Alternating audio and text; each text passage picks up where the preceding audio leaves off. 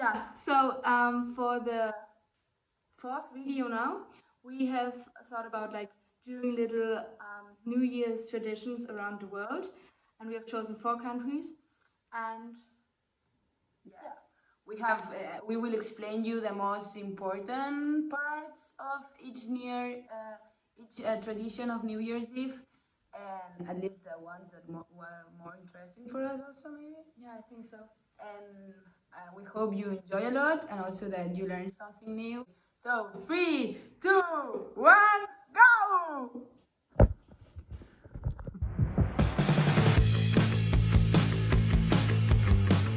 So another country that we have chosen is Nigeria. Nigeria, I'm sure that you know what it is, but I will explain it a little bit. It's located in Africa, in the western part, and is a nation where there's people that believe in Islamism and also people that believe in Christianity. And in the New Year's Eve, what they do is like a party of masquerades. So the biggest party, it consists on going to the street, and the people are dressing up with the masquerades and some glitter and feathers around the eyes. Have here some information because I want to say all the important things. And the thing is that it's considered as a symbol of bringing good luck and cheerful to everyone. And also it's kind of like they are walking on the street and they are with this kind of costume and dressing up like this because they also want to say goodbye to the bad spirits, like to say to the bad spirits that they should go away, and that what they want is to have good luck for the next years. And that's it, that's what they do. And this is on the 31st of December, of course, I didn't say that. And then on the 1st of January, normally they are still reunited and they have some lunch together, and it's also an important day, so both days are important, on the 31st and on the 1st of January. I think that it's really cool.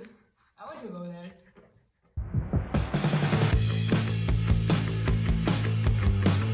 The next country we have chosen is the UK, which is of course in Europe, and just like that, the tradition is like kind of similar to the Spanish one, to the German one, and of course also to the Czech culture and traditions the people have on New Year's Eve.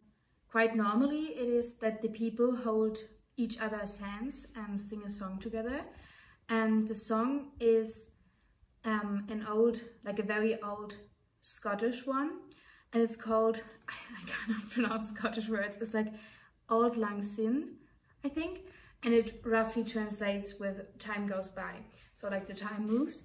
And originally it was a folk song in the Middle Ages, but then in the 18th century there was a lyricist who wrote a poem which was called Auld Lang Syne, and it was made, I have to read out the name, by Dougie MacLean.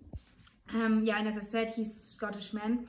And the funny thing is, which I found out, that a lot of British people sing this song on New Year's Eve when like the year is changing, but very few people actually know the real lyrics to it.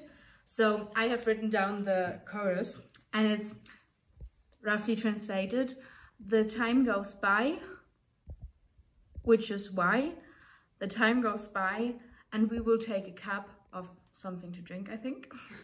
And with like drinking this cup of beer, wine, I don't know, there will be the kindness reunited in all of the people. So like they think when they drink it, they are like getting it back to their body, or at least they thought so a few hundred years ago. And yeah, a lot of people do New Year's resolutions, which is of course very famous like around the world, and otherwise there's nothing much to tell you.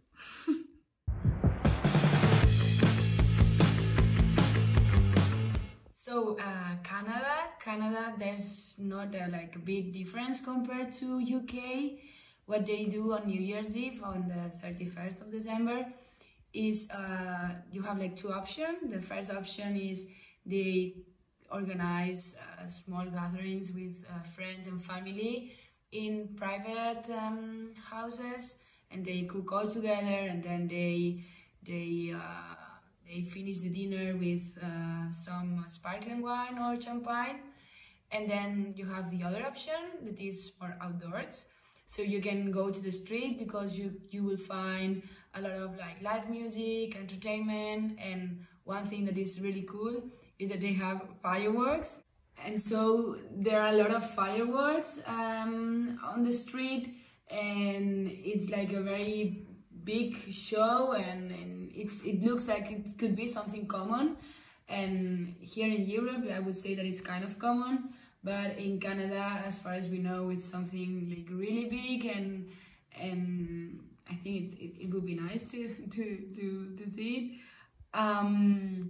And also another important part that we have found is that particularly in Quebec, there's a lot of people that just take holidays days, like vacation, and they go and practice some kind of sports like skiing or just skating in a nice lake or something like that. And of course, normally with family and friends.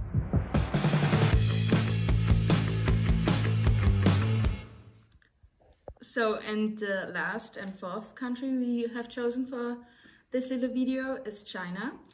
And there's like two differences. You have to know, firstly, we wanted to talk about English-speaking countries just in this video. And of course, like Chinese people don't speak English but Mandarin. Yeah, and the second thing is that in China, it's not like the other three countries, that they celebrate New Year's Eve on the 31st of December. But they celebrate New Year's Eve every day on a different day. So this year, for example, so in 2023, it's celebrated on the 22nd of January, so shortly before this video is up. And each year they also like celebrate a different animal on this day. So this year it is the year of the rabbit, and they celebrate the rabbits, what they have done for the people, and just like, as I said, it changes every year. China is very popular for also their fireworks, then putting on new clothes. That's like a tradition. So the people just before 12 AM in the morning, they change their clothes because they think that it's like better to start the new year in also new clothes and yeah, not dirty ones. And the last thing they really do is watching a so-called lion and dragon dance or dances, where they also celebrate the animals and their like spirits, and then also like tuning in. So like, of course, people are dancing these dances, but more or less most of them are watching it. Right. And this year, because I told you that it is celebrated on the 22nd of January, this year the New Year's Eve will also like collaborate with the Spring Festival of China, which is like an even more obstacle. And overall, it's not like in most countries that the Chinese people celebrate really a New Year's Eve, but more than 2 weeks of celebrations. So it's always 15 days of celebrations just for the new year. And for children, which is like a nice tradition, I think, a lot of children don't get money for Christmas, but do get money on the New Year's Eve. So the children get little red envelopes, right? And there's money in it they can spend in the next year, which is, I think, a very nice tradition.